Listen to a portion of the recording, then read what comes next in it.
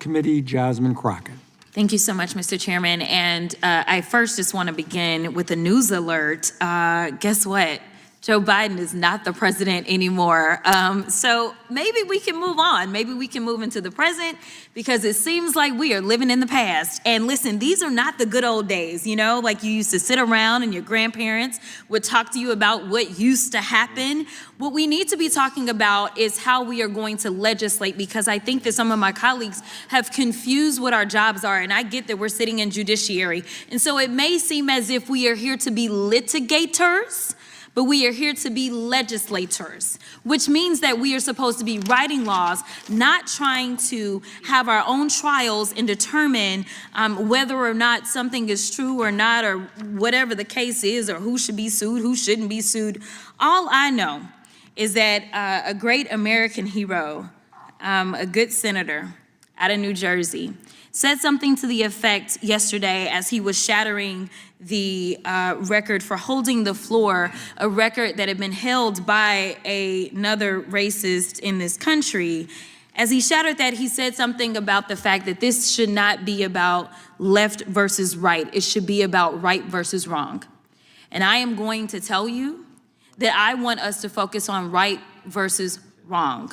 The reason that we are struggling right now in this country as it relates to people not trusting agencies, honestly, a lot of it is because of elected leaders.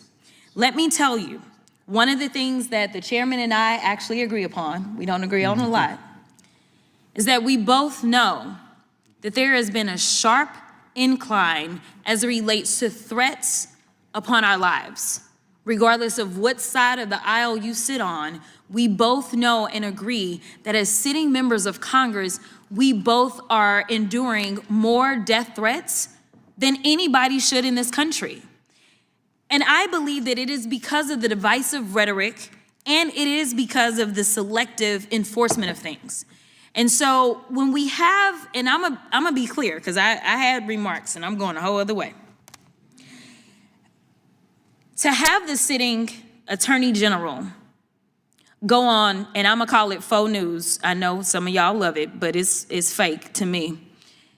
To have her go on Fox News and to then decide that she wanted to send a threat to me, it was wrong.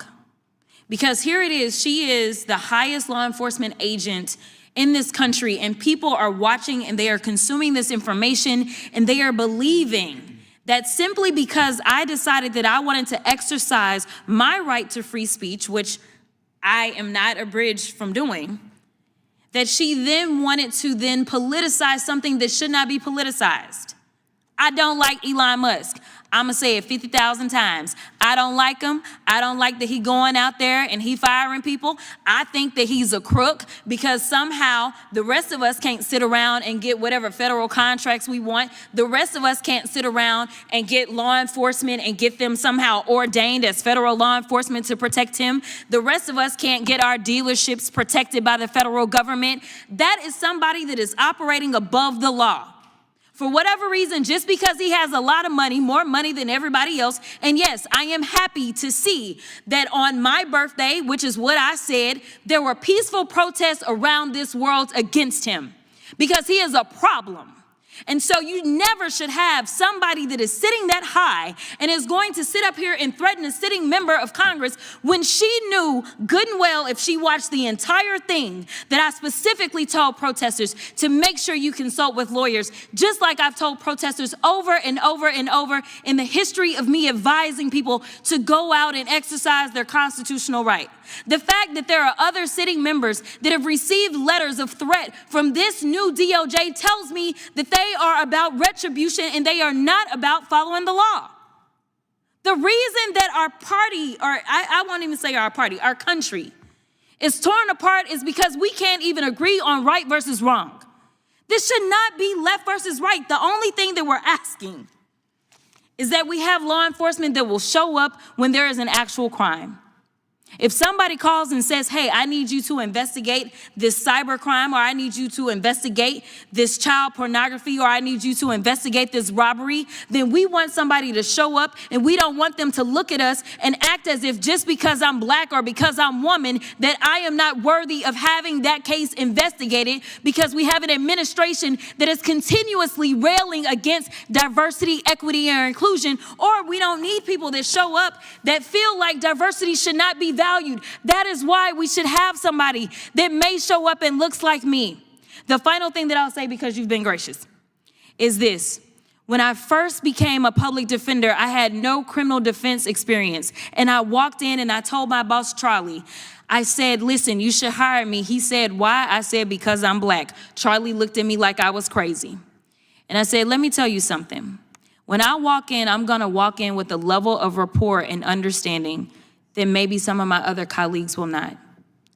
Charlie offered me my job, and I worked my butt off, and I worked really, really hard for all of my clients, not just those that look like me. Crockett was right to say it plainly. Joe Biden is no longer president, and Congress needs to focus on the present. What she highlighted today is the real danger we face when elected leaders choose division over duty. Members of Congress are receiving more death threats than ever, and that isn't happening in a vacuum. It's driven by reckless rhetoric, selective outrage, and political weaponization of institutions that should remain impartial. And when the Attorney General goes on national television to take political shots at a sitting member of Congress, Crockett is absolutely justified in calling that out. That's not law enforcement. That's intimidation. That's abuse of power. Her comments about Elon Musk were not only honest, but necessary.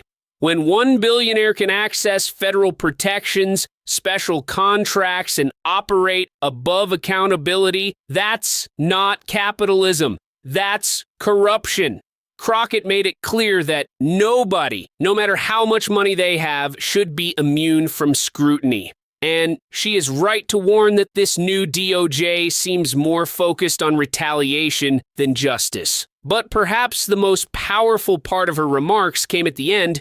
Crockett spoke about what representation actually means. She wasn't hired because of her skin color. She was hired because she understood that when she walked into a courtroom, she brought rapport, connection, and lived experience that many others simply could not.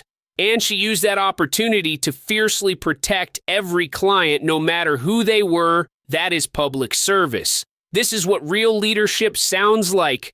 Clear, unflinching, rooted in truth and accountability.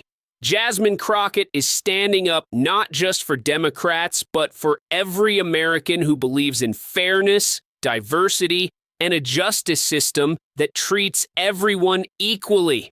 If you want more honest, accurate political commentary from Crossline Politics, make sure you like this video and subscribe. We're here to cut through the noise and fight for what's right.